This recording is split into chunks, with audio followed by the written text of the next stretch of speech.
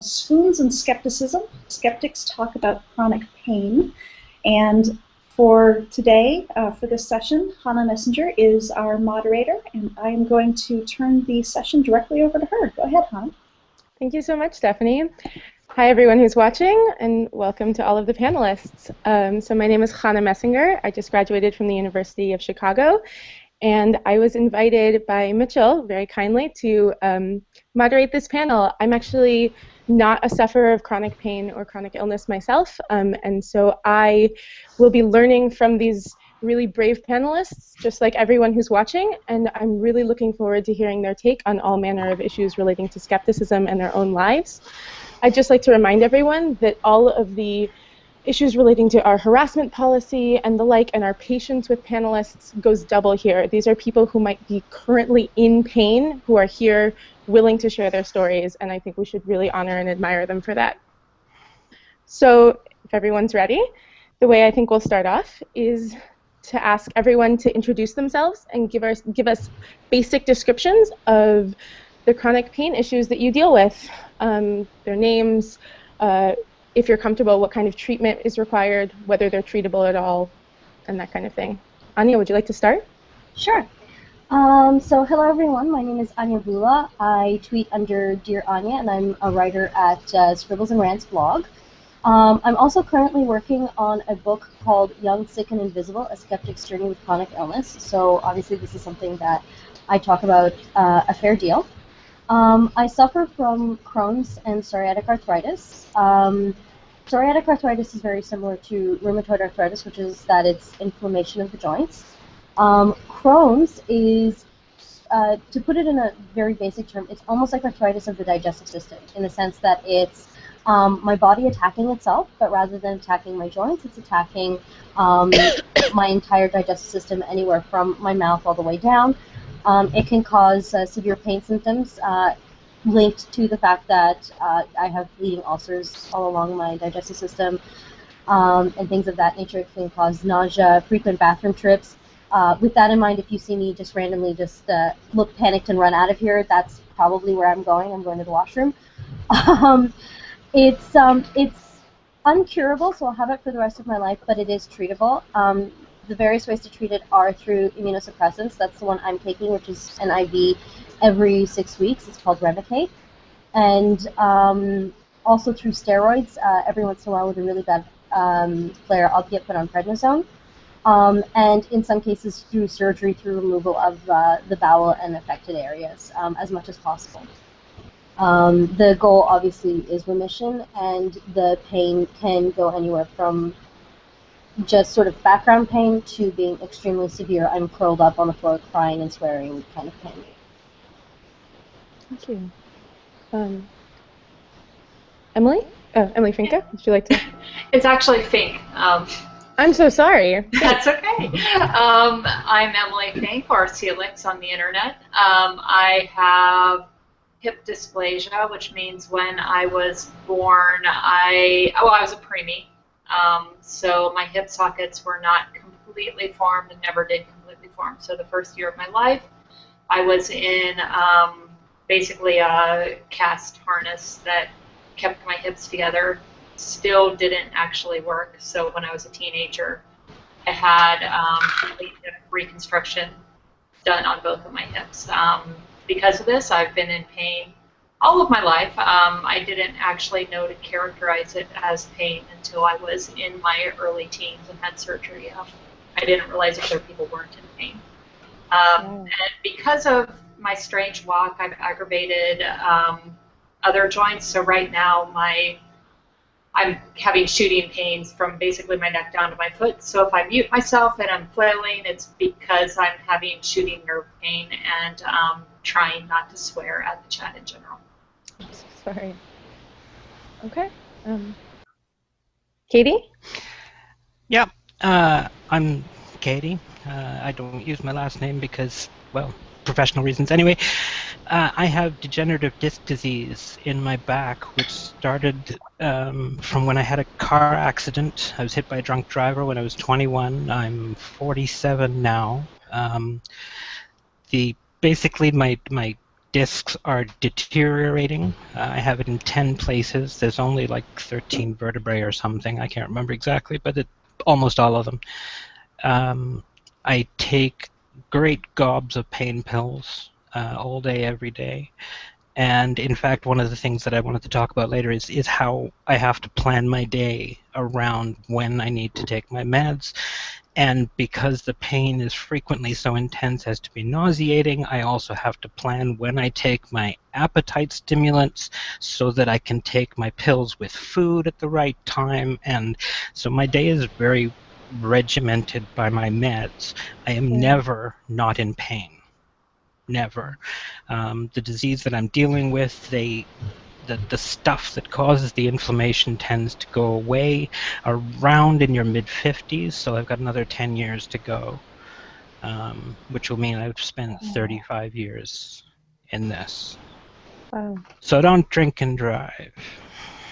Very important. Mitchell?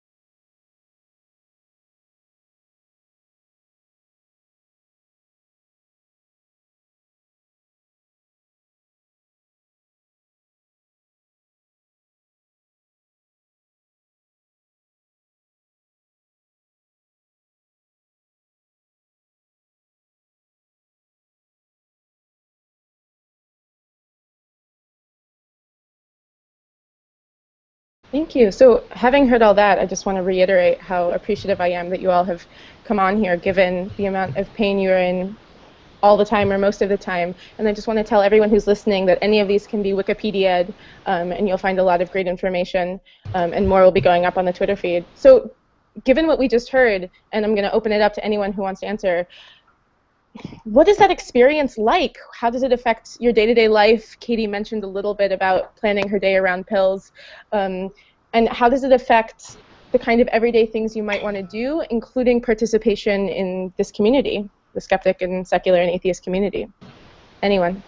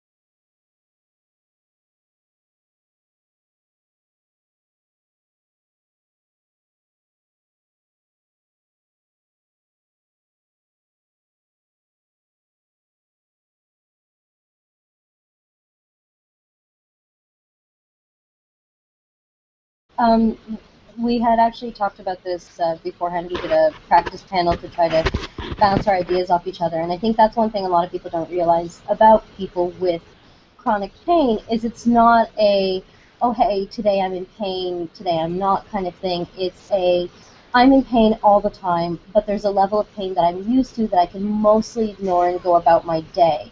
So it's more of, am I in the amount of pain that lets me do stuff, or am I in the amount of pain that doesn't let me do stuff? And because we're constantly struggling with this pain, it's really tiring and it gets rid of your energy really fast. And even the most simple task can end up requiring a ridiculous amount of energy. And most people in the pain community are familiar with the spoon theory, which I'm just going to give a really brief rundown because there was a mention to it in the title of this post. And basically what the spoon theory is that everybody has, a number of spoons, and when you're in pain, how many spoons you're giving away with each activity might be higher than a normal person. And what's even worse is that how many spoons you start off each day with is going to change from day to day. So some days you might only end up with one spoon, and you have to figure out what is going to be the one activity that you're going to spend your one spoon on.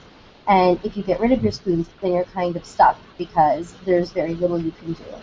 And the way that can affect us from day to day is that I have no way of knowing whether today, tomorrow, the day after is going to be a good pain day or if it's going to be a bad pain day. And if it's a bad pain day and I had a planned activity, am I willing to deal with the consequences of making sure that the next 3 days are going to be bad pain days by going to that activity? Or am I going to have to take care of myself and do self-care and say, no, I can't do that activity. I need to stay home. I need to take care of myself. And a lot of people end up thinking that people with pain are lazy, or that people with pain are antisocial, or that we don't want to do things. But more often than not, it's just I don't have a choice. If I go out to your party tonight, I might not be able to work for the rest of the week. And it's that kind of thing, and you're struggling with it. And pain can affect so much more than just pain. I mean, pain can cause nausea. Pain can cause a fever, can cause you to just be completely exhausted. And so, I mean, every part of our life, is affected by it. So that even sitting here in a panel talking to you, I'm leaning forward and that's causing my back to twinge. So I might be, moving around a lot, but does that make me look unprofessional? And it's this whole dichotomy of it's constantly on your mind and it's not something you can escape from. Yeah, and I just want to Anya mentioned a couple myths about people with chronic illnesses, things like being lazy or looking unprofessional. And so I definitely want people to feel free as they discuss the experience of living with chronic illness day to day to talk about the myths and misconceptions. If Katie or Emily want to jump in. Go ahead, Emily.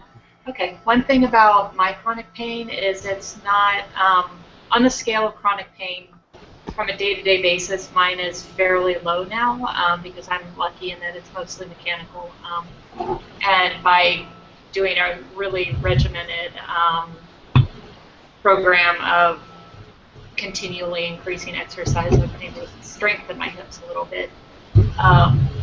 But that doesn't mean that tomorrow something's not going to twinge and it's not going to be in extreme pain, or I'm not going to knock my neck out a little bit from limping and end up with shooting nerve pain. So I try to, how do I put it? What I'm doing today doesn't necessarily have any effect on how much pain I'm going to be in tomorrow. So I might be doing something crazy like rock climbing an incredibly hard wall today, whereas tomorrow I will barely be able to walk the steps. And people do take that as lazy. They're like, you rock climb, you dance, you do all this stuff. I'm like, but that's stuff I can do. Right. Whereas sometimes walking up the steps is not something I can do.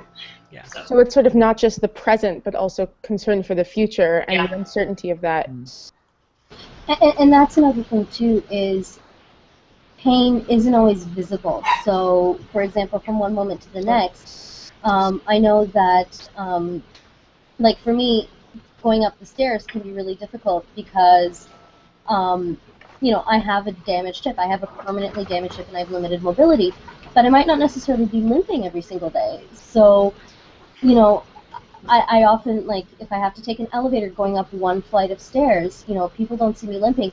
You get this look where they're just like, oh, lazy fat girl can't go up one flight of stairs, and it's just standing there going, it's like, no, I'm actually just in an excruciating amount of pain when I go up those stairs because lifting my leg is an effort. And it's just this crazy thing where you try really hard not to care what people think, but sometimes it gets to you. And especially when, the same treatment might be making you gain weight. Well, then, you have to deal with all of these, fun assumptions about who you are. And there's those intersections with pain and other things.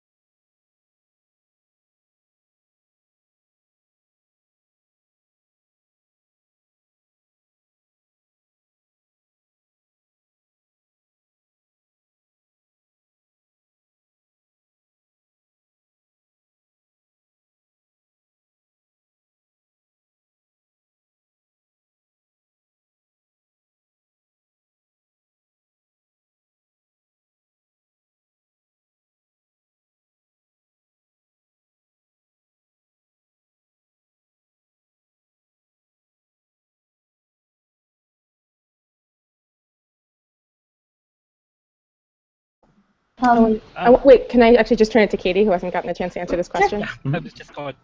I wrote this down this morning. Okay, so this is my regimen, assuming if I'm getting up at 8 to get to work by 9 and come home at 5, assuming I was working outside the house and everything. So I set an alarm to wake up at 6 a.m. I take a round of meds with a bit of food. Then I go back to sleep till 8 a.m.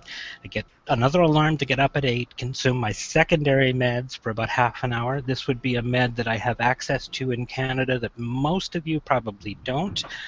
And for good reasons. I'm not going to name that particular herbal remedy. But I have to use it all day because the pain when I wake up is bad enough that I will be nauseous. So I take it for half an hour or so, I get appetite, I have a breakfast, shower, get ready, I grab my cane, I take the bus, I go to work. At lunch, I take another 5 mils, get some smoke in so that I can eat lunch, work the afternoon, take a break in the afternoon, again a bit of the herb so that I can put food on top of my afternoon meds. I take the afternoon meds, take the bus home, get home, hang up my cane, and collapse into a horizontal position for a good 2 or 3 hours. I get vertical, I smoke some, I eat, I do whatever is left of my evening, and I try and get to bed so that I can, by 2 or so that I can have 4 or 5 hours of sleep before I have to have my next day's regimen start up. The other thing is that the meds I take are variations on OxyContin, oxycodone, this kind of thing. And unfortunately, there's a lot of people who think that I'm taking them and I'm getting the euphoric effect that they would get. And this is, I think, a really pervasive myth. I take about 60 milligrams of oxycodone of various types a day, and I never get any euphoria from them, ever. If I did, I'd be taking too much. Yeah. What I do is take just enough to control it. So when we say, how does this affect your day-to-day life, it's more like, how does it not? Absolutely, absolutely. I mean, for the last 13 years, I've been playing soccer. I'd stopped for several years after going to university, but for the last 13 years, I was playing and refereeing. And so I'd show up at the game with my cane, put the cane down, and apparently go out and play for an hour and a half, then come off the field, grab my cane, and slowly make my way home. And people are looking at it and thinking, well, hey, if you can play soccer once a week, surely you could have a full-time job. And I'm like, yeah, but you didn't see the extra 30 mils of OxyContin I took, or the fact that I'm going to have a hard time walking for the next 2 days, or any of the other things that I have to deal with. They're all invisible to somebody looking at me. And yet, I can't do that without them. My ability to do an hour and a half there is not indicative of my ability to sit up for 40 hours in a week. It's just not. Yeah.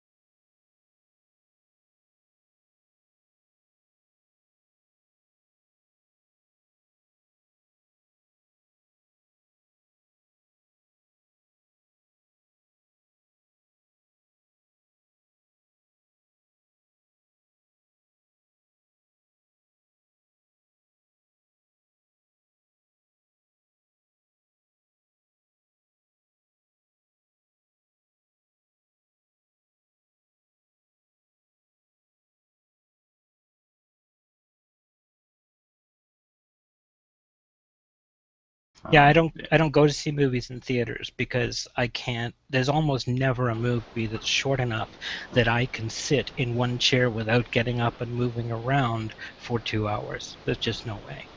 But there's that sort of arbitrariness to what you can and can't do, and Yeah. what people see as lazy or not. So Exactly. I'd like to ask, given all of these concerns that you have and all of this ways that it affects your daily life, can you talk to the people in your life about it? How do they react? How can they act better, especially people who are watching in the skeptic community? How could they better support you? Anyone? Well, I'll jump in for that one just because you touched on skeptic community. I'm a big volunteer for CFI Ottawa here. I actually recently been given the task of being the secretary, which makes me one of the 3 people who are sort of, I don't know what they're exactly calling it, whether it's a steering council or a, board or whatever, but so I mean, I have a lot of tasks that I do, and I plan a lot of events and help with planning and organizing a lot of events for CFI Ottawa. And one big thing that we did was the Defend Dissent protest back in May 2nd. And because we're here in Ottawa, and because we have this Office of Religious Freedom, and because we have the actual Bangladeshi High Commission here, we ended up doing a march. And so my concern is that I was going to end up planning this entire march and protest and then not be able to participate because I can't walk that far.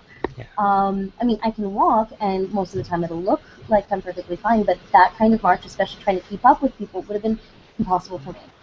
And so what CFI Ottawa did, which was incredible for me, is they went and they paid for a rental of a wheelchair. Wow. And that was incredible. And they took turns pushing me because rental wheelchairs really aren't that great for pushing yourself. And I mean, it was fantastic, and the whole community really came together to try to make sure that after putting in that much work into planning this event, that I wouldn't have to miss it just because of a disability. And I think something similar happened at Women in Secularism, where because I was going to be doing a lot of socializing, there's a lot of walking involved in conferences that aren't this type, I ended up asking the hotel if I could have a wheelchair rental, and they were able to do that. And people banded together to make sure that it was okay. They moved it, I was able to move the chairs and able to find a seat for myself so that I could have my wheelchair with me.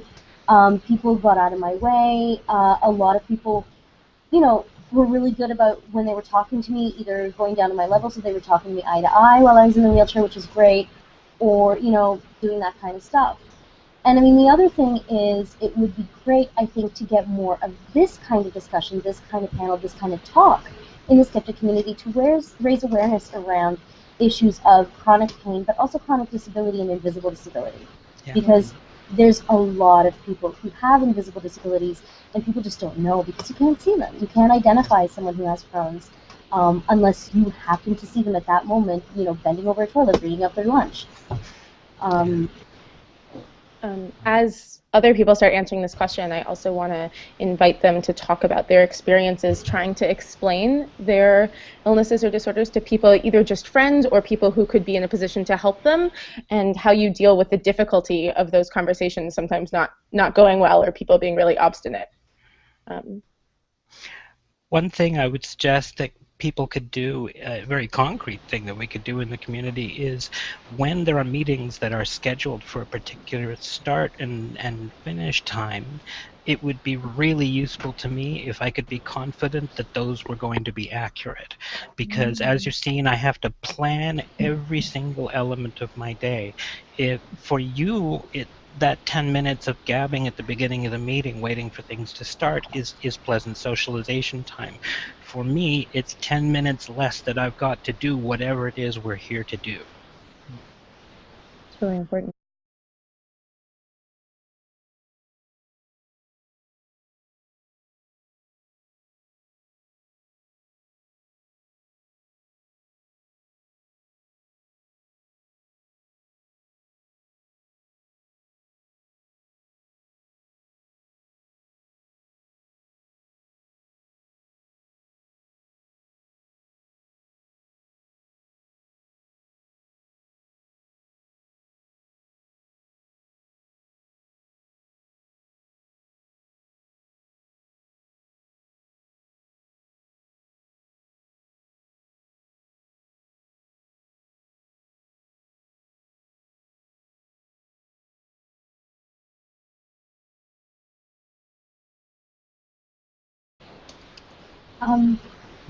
One thing, I'm guessing most people here will agree with me, but for everyone out there watching, there's a certain phrase that I want you to just complete. Sorry, that's my dog in the background. She must have heard someone moving in the hallway.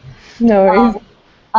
But there's a phrase that I want everybody in the audience to just completely drop from their vocabulary. But you don't look sick. Please, just no. Feel like it's gonna come out of your mouth. Stop. Don't say it. I got another one like that. Have you tried X? Oh yeah. 25 years? You can bet I've tried it all. Yeah, it's funny because even with that one, like 90% of the time you're absolutely right. You're just like, yeah, you really think I haven't tried that? Or it's something so ridiculous. Like, I had somebody give me green water, which, for people who don't know what it is, it's spirulina algae that they put in water. And you shake it up, and it really literally looks like swamp water. And essentially that's what it is, actually. And they're like, oh, my parents are doctors, I'm a nutritionist, all this different stuff. I like how people think things like that are genetic. Yeah, well, Like, I'm glad your parents have medical degrees, but you don't. And so, I'm one of those people, like, for the hell of it, I will try it. And if nothing else, it is giving me great fodder for my book.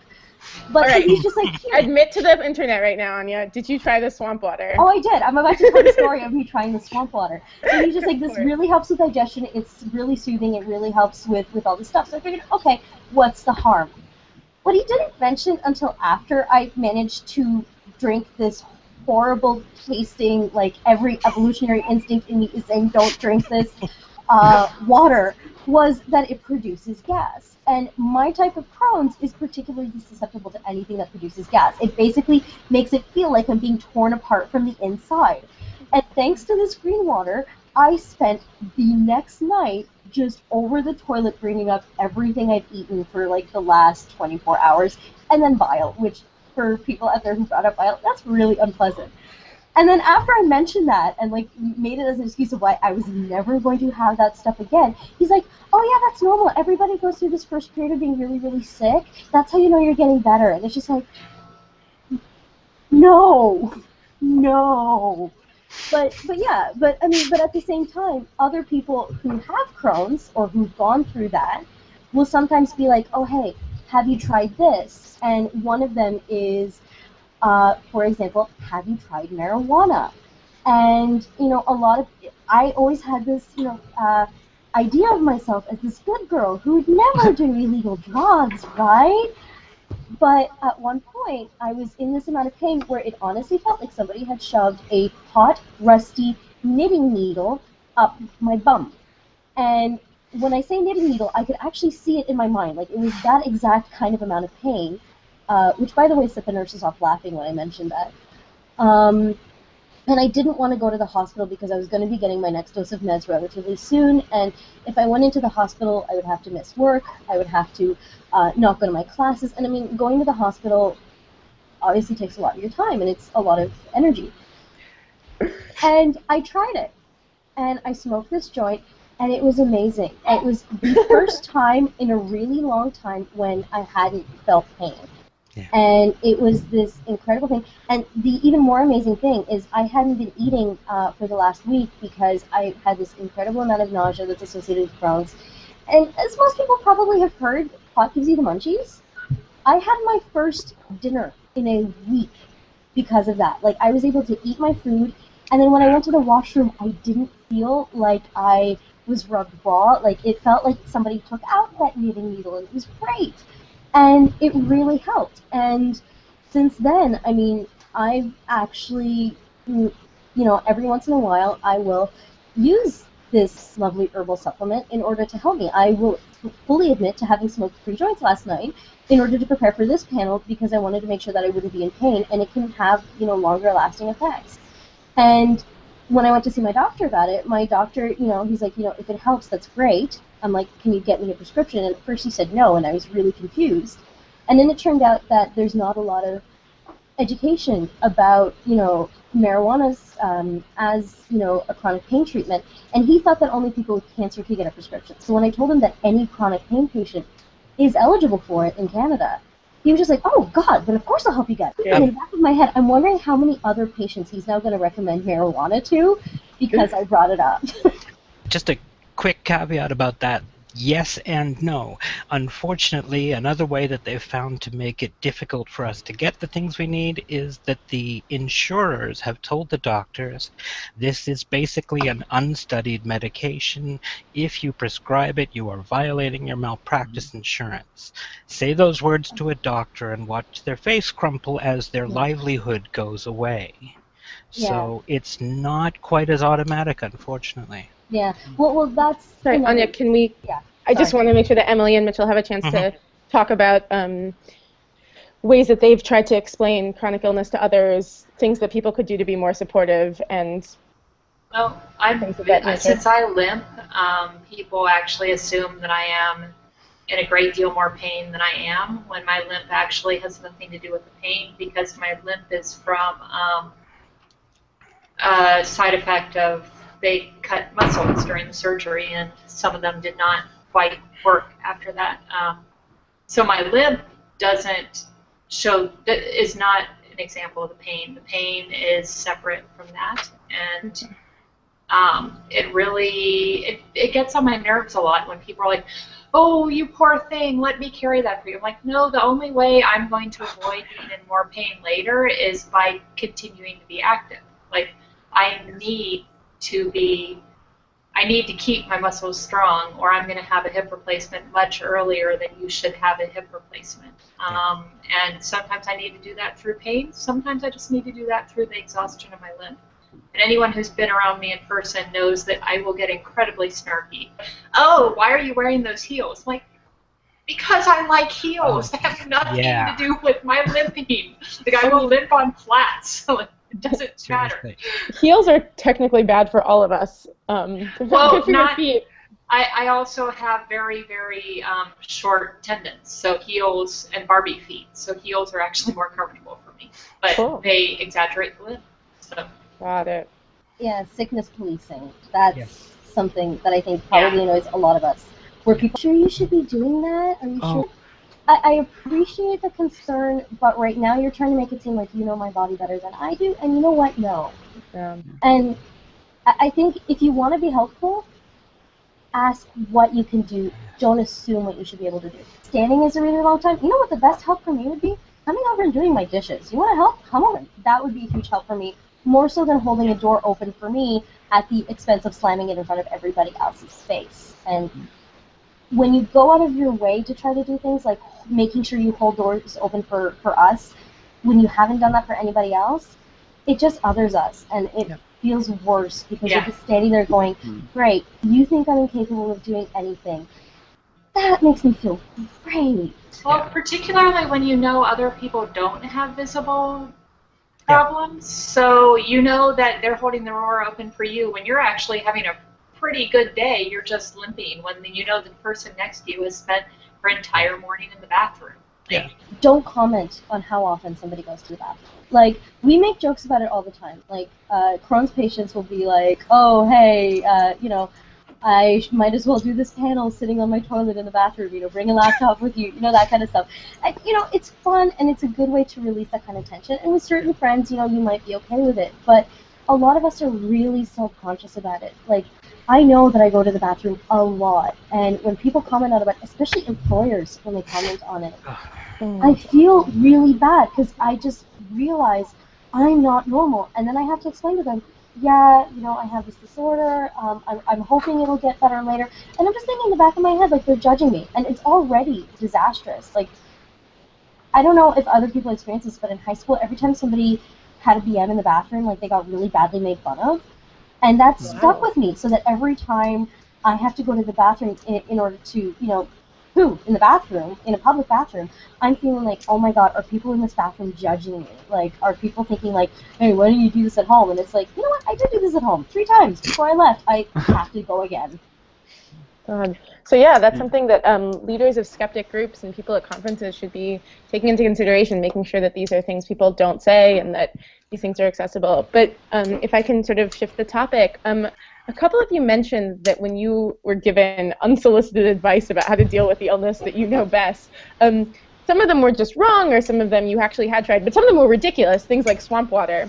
And you guys are, we're all skeptics, and so we know that some of these things don't work, but we also know that some chronic pain users really believe in them. How do we manage that conflict or that concern that we have? Just don't judge people. I mean, really, why did people have to judge anybody for anything? It's none of your business.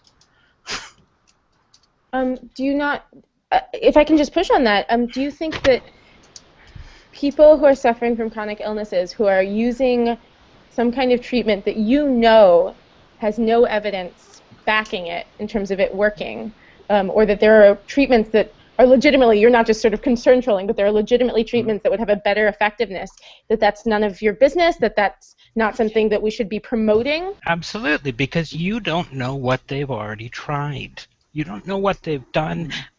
There could be all kinds of reasons why some particular piece of woo treatment really works for them. And if it does, great.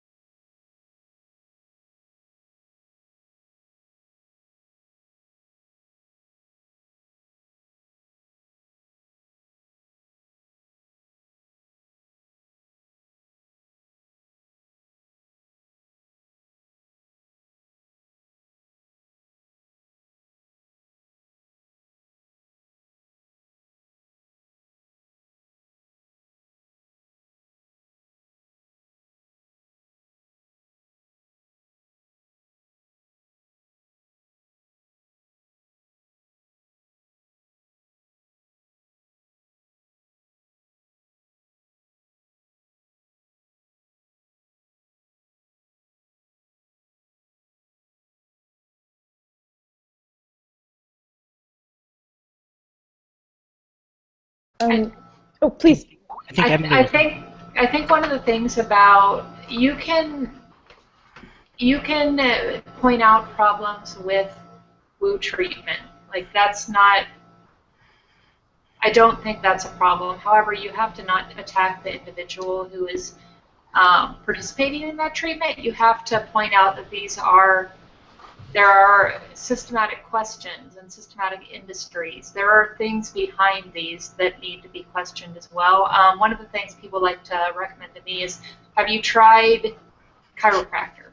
And my response is, well, there are some things that chiropractors are okay at. There's some kinds of back pain that respond well to it. But my problem is in my hips. And I am not letting a not as well regulated industry touch my hips when it took a world-class surgeon to even get them where they are now. People don't understand the differences that while something can be helpful for either placebo effect or even mild real effects in one case, it needs to be studied in other cases as well, and that's one of the most important things about our medical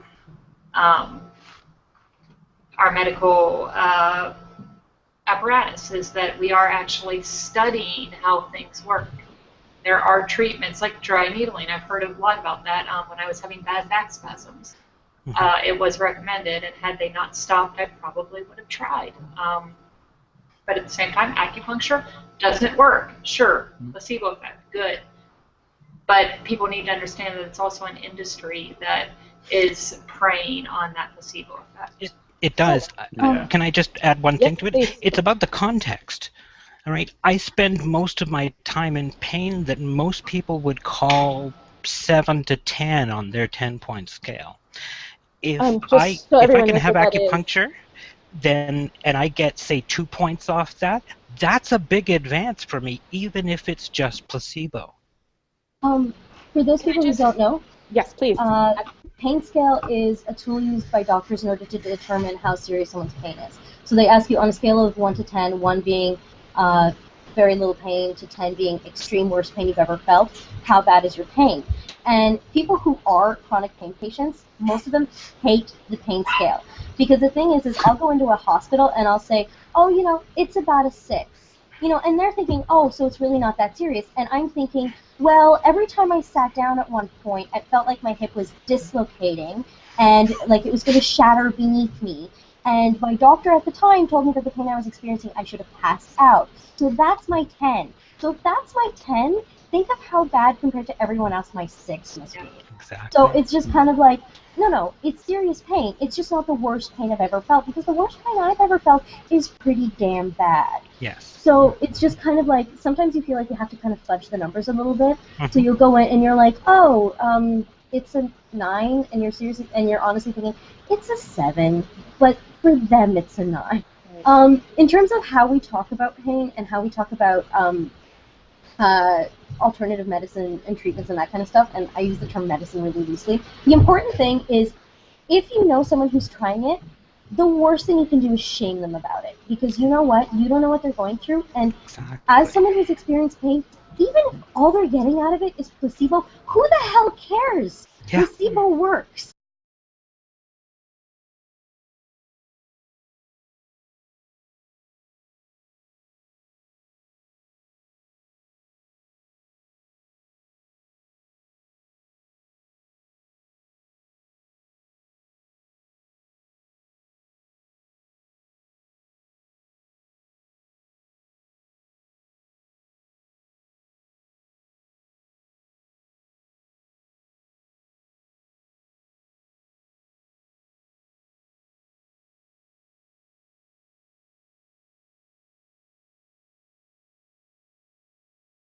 Yeah. At the extremes of pain, it's almost like a psychosis. Yes. The weirdest ideas come up with what's going to help. Like, I know that when I sometimes get a really, really bad headache, I get it in my mind that the best thing that will help is to smash my head in against a wall. Yeah. Or, when you get really tight muscle pain. I remember when I had my hip pain from my arthritis. there was this idea in my mind that what would really, really, really help is if I jammed a needle into that hip, because for some reason that would help. And that's why things like acupuncture almost seem intuitive, because for a lot of people, that idea of if I poke something into it, it'll feel better. And then that's exactly what acupuncture does. It pokes something into it. Yeah. So, I mean, you really can't shame people who are going through that and are doing that, because if it's helping them, then you know what, that's great. It's helping them. You really, like, you're never going to convince them that it's not really helping them, it's just your mind, because you know what, when you get that any kind of release of pain, it is almost like a high, because it can mean being yourself for the first time in days, months, even years. Yeah. In terms of how to attack it, though, because I agree, we do need to really regulate and really actually control alternative medicine, because a lot of it is a scam, and frankly, a lot of it is actively harmful. The news is talking right now about a woman whose lung, or I think it was a woman anyway, whose lung collapsed after using acupuncture. I mean, these things aren't helpful. And as much as I really enjoyed watching James Randi's, when he came in, and he did his presentation, it was great. It was fun. But I think it would be a lot more effective if we had a lot more people who are chronic pain patients talking about this stuff, because we've been there. We understand it at a more desperate level. And getting us to talk about alternative medicine will probably be a lot more effective, because the people in the audience who are considering it will see that kind of empathy of, we've been there, we understand why you're trying to go through it. Beyond even that, I think most people get introduced to alternative medicine through friends and family. Yeah. So I think you're not actually so much trying to reach the patient as much as you're trying to reach their support networks. Because when you're desperate, and your family gets desperate too, and it can be really hard to, as a patient of chronic pain, when your mother comes to you and says, hey, my friend has this magnetic bed that's supposed to help because it helps move your thing, and you can see the desperation in their face, and you can see that they're just standing there looking at their daughter thinking, like, she's going through this pain and I can't help her, that they'll grasp at straws because they want to help. And yeah, obviously the magnetic bed didn't help, and you can guess which daughter I'm talking about. But yeah, I've tried so many weird alternative medicines. Yeah, I mean, it almost sounds, frankly, like from what I've been hearing, people are using a lot of the same language that they would use, that a lot of atheists, sort of sympathetic atheists, use to describe religion. If it works for you, I'm not going to sort of get you out of it. I might attack it at a broader, more systemic level. Do people seem to agree with that analysis? And actually, we only have 10 minutes left, so I wanted to start asking people, especially related to what we just talked about, to give their takeaways and also the resources that have either been most helpful to them or most helpful in explaining to other people, perhaps more skeptical resources than people might get from other places. And any other wrap-up takeaways that you guys want to add? I will say that the worst treatment I ever tried was epidural steroids and nerve blocks. Okay, I had to lie face down on a bed, and basically the doctor tries to put an epidural needle into the epidurum in your spine, and put epidural steroids in through that. And then the nerve blocks, I got these needles, about 16 needles running from my shoulder all the way up my neck, each needle full of liquid, pushing. Take about 20 minutes to do the whole thing, and I'd have to lose the whole afternoon waiting for it to take effect. And for that, which could only be done 3 times a year, I got 1 week relief.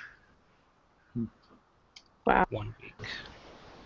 Sorry, I should have added this before. Go ahead. No, I just wanted to say, as people were giving their wrap-ups, one of the questions I sort of wanted to end with is that I think it's so interesting that we have 4 people with 4 very different chronic illnesses, and I'm sure there are many, many more who could have been on this panel and spoken really eloquently. What are we to make of the fact that there's such a consistency of experience? So I want people to think about that as they give their wrap-ups, and maybe give an answer to that as you go along. Sorry, Mitchell, I interrupted you.